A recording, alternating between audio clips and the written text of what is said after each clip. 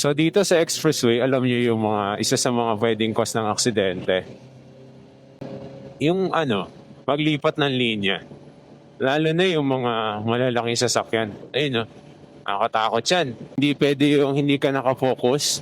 Actually, kahit di naman expressway, no?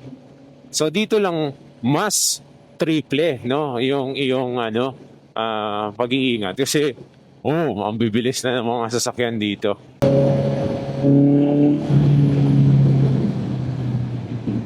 So dito tayo sa exit tayo C5. Siyempre, sumundot lang tayo ng konti. Alam nyo dito sa expressway, no, nakakailang kapag meron kang, pag nagdadrive ka ng nasa minimum speed, tapos pagtingin mo sa side mirror mo, ayan, no, merong vehicle na sobrang dikit na dikit sa'yo. Parang nakakailang, no? Yan, parang sige, umuna ka na. Parang gusto mo sabihin ganun eh. Diba?